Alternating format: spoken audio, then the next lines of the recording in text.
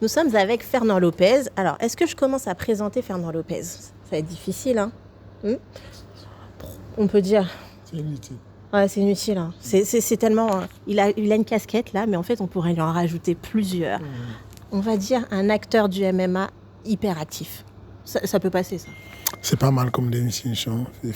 J'avais pas pensé à ça. Hyper actif. Ouais. Bien. Mais parce que là, la semaine, il nous accorde un peu de temps quand même, mais il a une semaine hyper chargée. Des combattants qui se retrouvent sur l'UFC, des combattants sur Ares, et en plus des combattants, l'organisation d'Ares. Enfin, la première fois qu'on avait échangé d'ailleurs sur Ares, il y a 2 ans, quelque chose comme ça, à la base, tu n'étais pas encore en fait promoteur de cette organisation. Non, j'étais le directeur sportif qui était en charge de la partie sportive, donc consultant. J'étais employé de chez Vivendi Sport. Et du chemin depuis. Hein. Il y a du chemin depuis. Et puis ce week-end, il y a encore beaucoup plus de chemin parce qu'il y a 7 événements à Arès. Il y a l'UFC après-demain, samedi.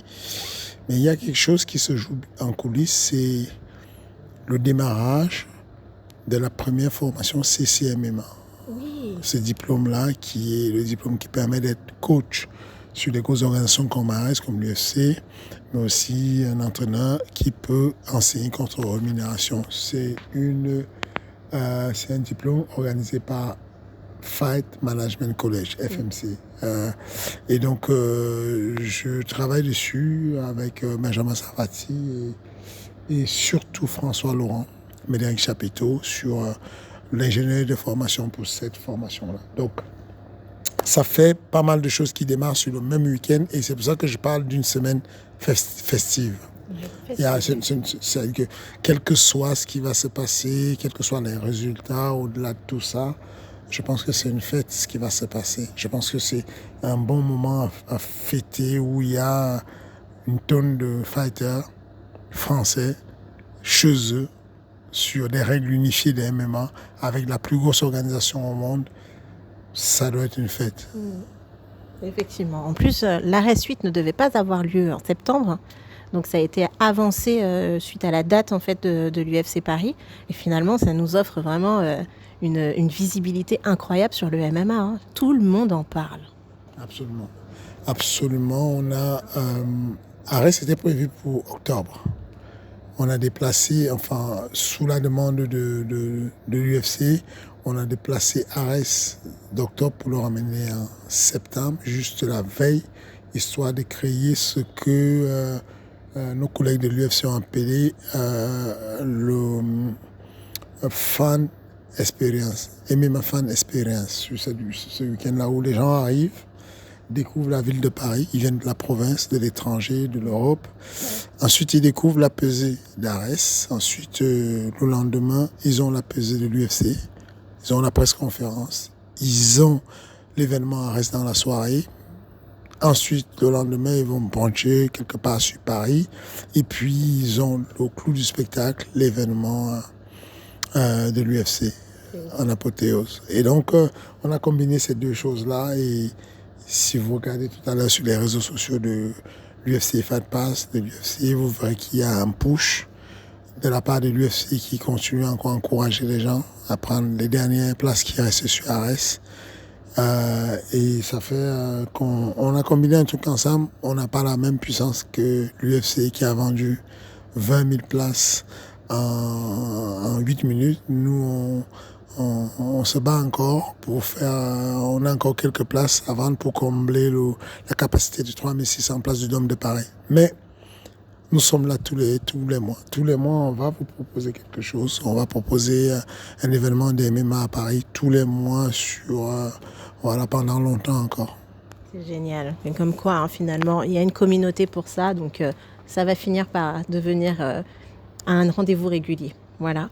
On va commencer du coup avec... tu avais déjà sorti le premier papier. Alors, ma foi, on va regarder hein, du coup. Hein.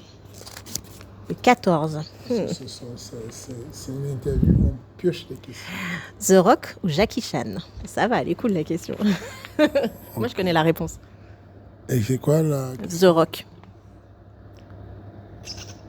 Parce que tu aimes bien sa manière d'être, l'espèce d'entrepreneur aussi qu'il est, ses relations avec ses enfants, tout ça. Tu m'avais dit ça une fois. Oh, Je retiens. oh, ah, c'est vrai.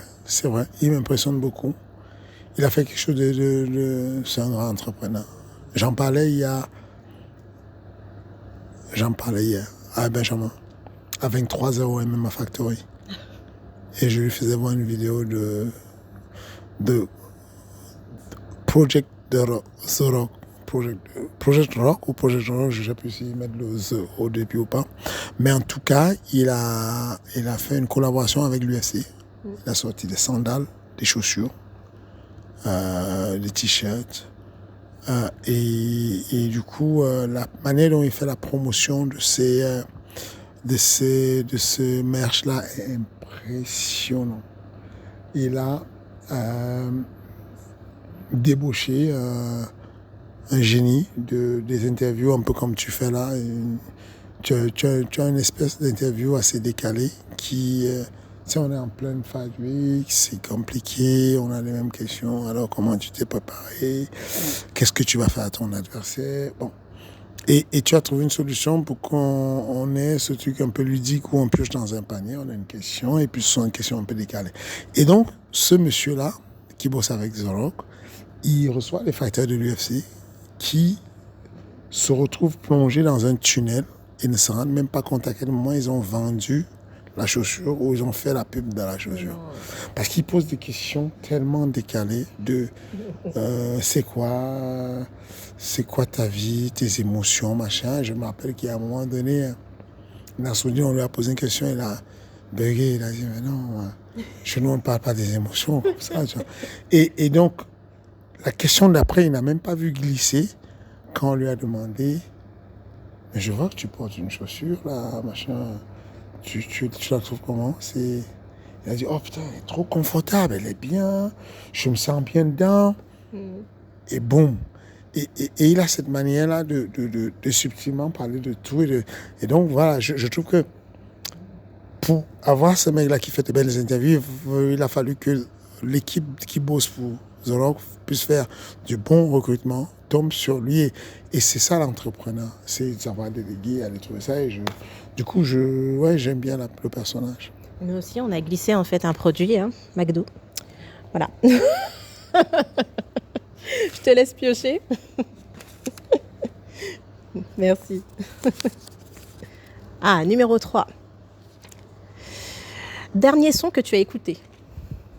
Est-ce que tu as écouté de la musique déjà? Tu as eu le temps? Oui. Dernier son que j'ai écouté, c'est L'amour, le titre.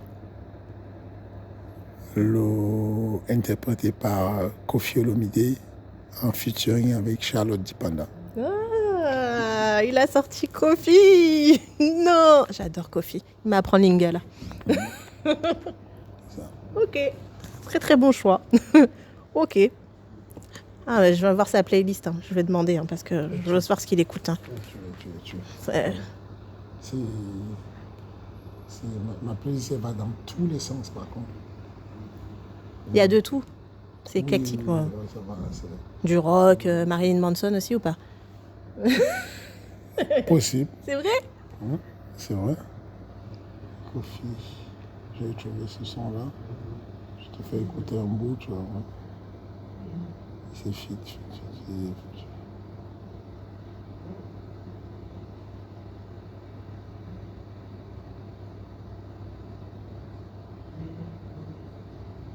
D'ailleurs, Koffi, faut pas hésiter. Non, je rigole. Genre, ça fait des années que je cours après.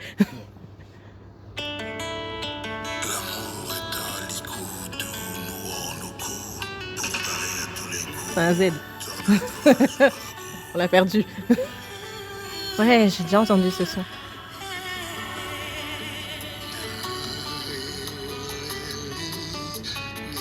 Ça te détend? Ça fait beaucoup de bien. C'est un son que j'ai mis sur mon réveil. Du coup, ça fait un réveil en douceur. Et il a un très bon vocaliste.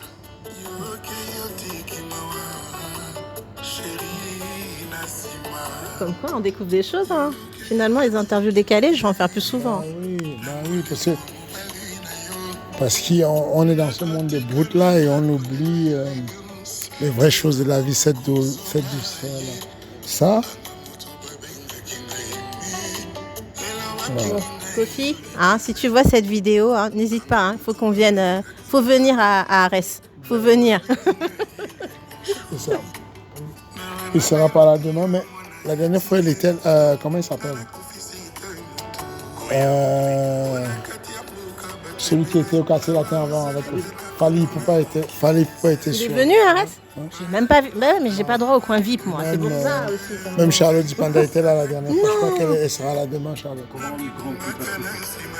je connais. Oh, super. Voilà, mais voilà, je te passerai ma playlist. Ouais, tu vas voir que tu vas découvrir des trucs d'une profondeur incroyable. J'ai hâte de voir ça. Encore un petit papier. Ça va le temps, s'il te plaît? Oui. Numéro 5. Alors, numéro 5. Ah, ce que tu dois améliorer. Ce que je devrais améliorer.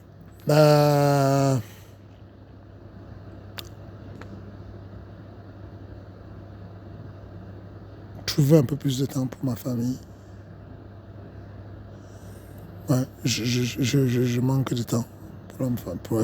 Le temps passe très vite et mes filles, je les vois grandir à une vitesse exponentielle. Donc du coup, j'aimerais trouver un peu plus de temps souvent. Donc je me mets des missions et je délègue un peu plus, je visse un peu plus pour que je trouve un peu plus de temps. Mais je vais y arriver. Ça a fait du bien les vacances. Hein. Oui, ça fait vraiment du bien de passer du temps avec la famille. Enfin, c'était pas reposant pour moi. Parce pour optimiser, on a combiné vacances et boulot pour que Cyril puisse continuer à s'entraîner.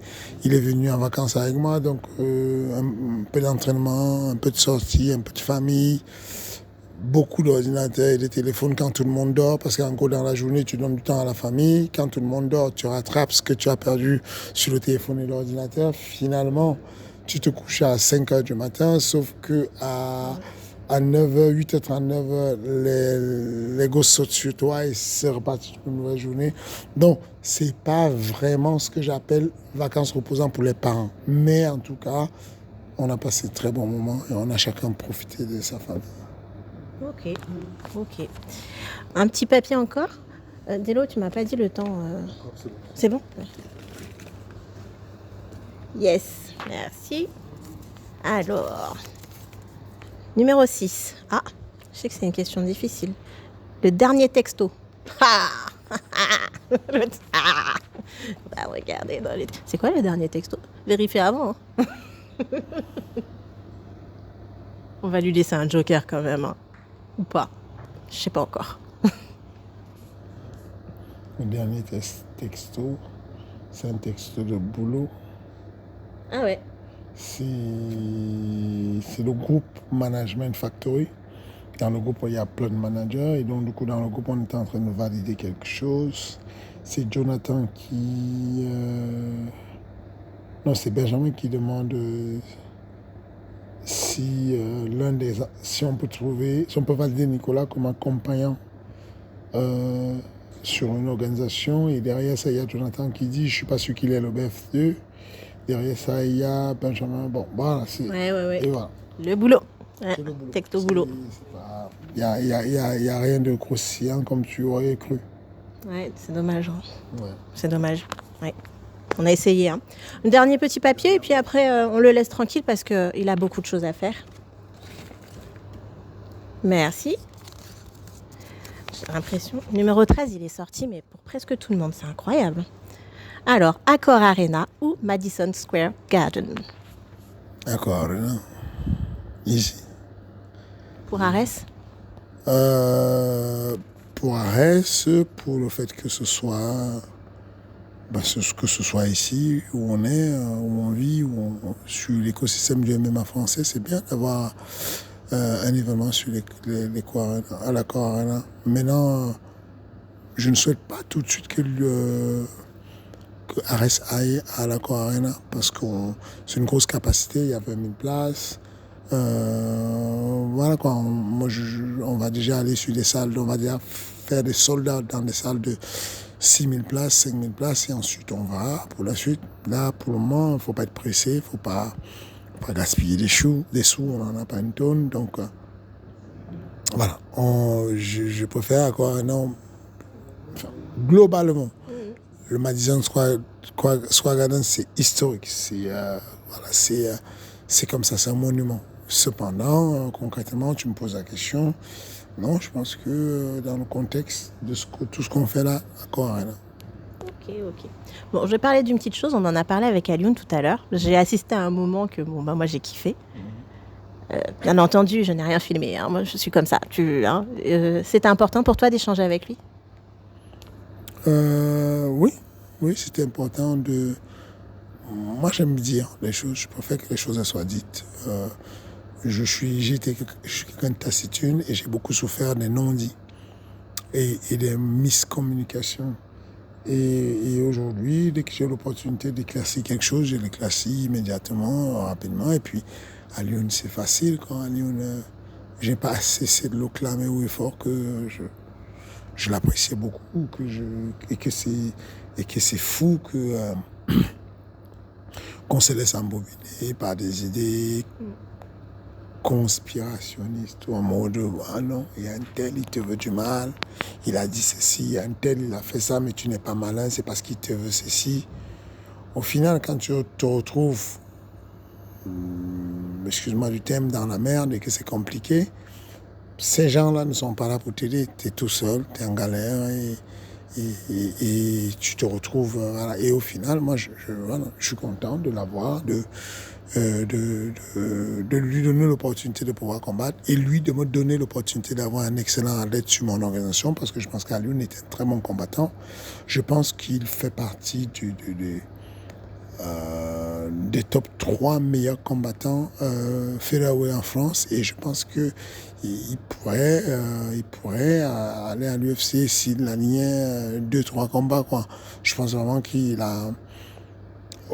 On enlève la défaite qu'il a eue, on lui mettait une victoire, il était à l'UFC. Enfin, voilà.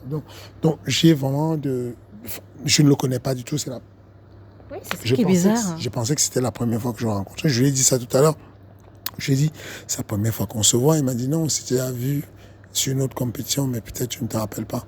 Mais de loin, j'observais sa manière de combattre. Je trouve que c'est un excellent combattant et qu'il n'y a pas de raison. Et il n'y a aucune raison que je puisse en vouloir un jeune qui m'a rien fait, je ne connais pas. Non, mais il y a un gros travail, il y a un gros vide sur la connaissance de ce qui se passe dans notre industrie, le business. Du MMA, il y a beaucoup de fausses informations qui trompent les jeunes. Et la réalité, c'est que demain, si jamais Alioune gagne son combat et que l'UFC m'appelle et me dit est-ce qu'on a besoin d'Alioune pour un combat, même si j'avais déjà prévu un combat pour Alioune, et qu'Alioune me dit coach, moi j'ai besoin d'aller à l'UFC, c'est mon rêve, je vais dire au combattant qui est à côté, je suis désolé, Alioune, il va aller à l'UFC, ça développe le MMA en France. Oui. Quand Alioune va à l'UFC, c'est pas que pour son manager, c'est pas que pour sa salle de sport. La France a un athlète de plus à l'UFC. Comme avec William. Voilà, ce qu'on vient d'avoir avec William, ça ne bénéficie pas qu'au MMA Factory, au Management Factory. Au lieu de compter 4 athlètes à l'UFC, on en compte 5. On aurait pu en compter 6 avec Taylor. On aurait pu en compter 7 avec Abdullah. Enfin, avec tous ceux qui auraient dû être sur la carte qui ne sont pas là. Donc, si tu veux... C'est le rayonnement français. Voilà, il faut que les gens prennent vraiment de la hauteur. Je ne dis pas des paroles juste pour faire beau. Je ne dis pas ça juste pour faire le mec. Non, vraiment, ceux qui sont adultes et qui voient clair, c'est bien qu'ils prennent de la hauteur et qu'ils donnent la chance à ces jeunes de faire des bonnes décisions. Le jour où Alioune est arrivé dans une situation où on lui propose un vétéran de l'UFC qui a déjà été champion de l'UFC, et on lui dit il faudra qu'il soit capable, il faudra que son adversaire soit capable d'accepter. Écoute, c'est comme ça. Ça se passe tous les jours, tout le temps. L'UFC ne se prend même pas la tête. L'UFC, il y a eu des combats où il y a un main event. Le gars du main event se blesse. L'UFC enlève le main event. Un gars, il le met sur le main event.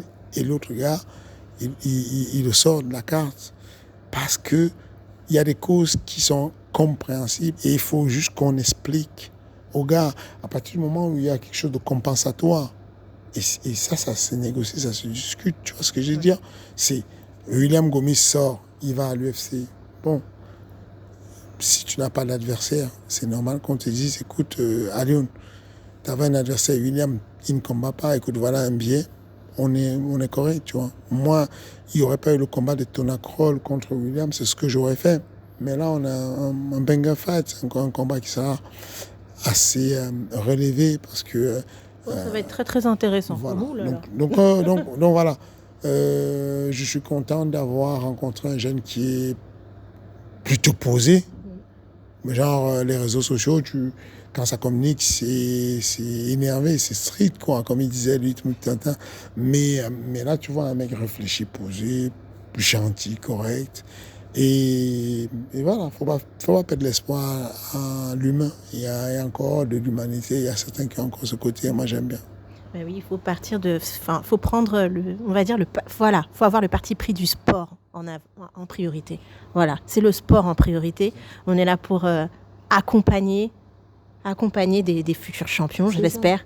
Et ouais, vous laissez les animosités de côté quand c'est essentiel. Et là, pour le coup, c'est ce qui s'est passé. Et moi, je trouve ça trop bien, vraiment.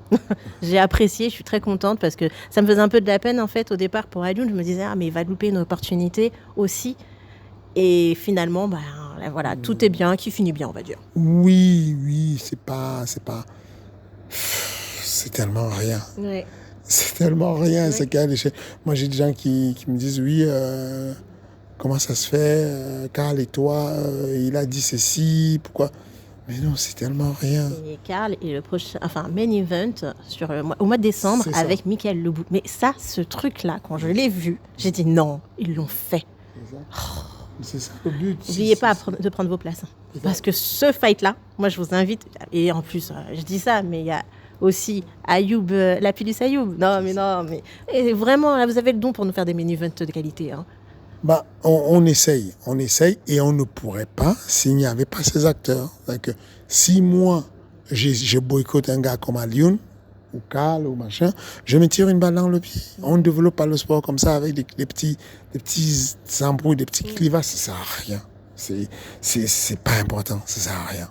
Il y a des choses où, voilà quoi, si tu ne manques pas, s'il n'y a pas un truc très grave où je sens que mon personnel a un problème, où je sens que ça va me mettre en déséquilibre l'homéostasie que j'ai dans mon entreprise et tout, et que moi, il n'y a pas de problème. Voilà, on a besoin de champions, on a besoin de champions pour faire développer la Ligue ARES. Les champions ont besoin de la Ligue ARES pour se développer et pouvoir avoir accès aux meilleures organisations que nous, comme l'UFC. Et il faut voir ça comme ça et ne pas trop se prendre au sérieux. C'est rien. En tout cas, la rentrée du MMA, c'est maintenant. Rendez-vous vendredi 2 septembre au Dôme de Paris pour l'ARES 8. Et n'oubliez pas le lendemain, UFC Paris avec en main event notre cher Cyril Gane qu'on encourage. Tous derrière les combattants français en masse. On a besoin de vous, on a besoin que vous montriez que le MMA français, il est là et répond présent. Merci beaucoup, Fernand. Merci beaucoup à vous.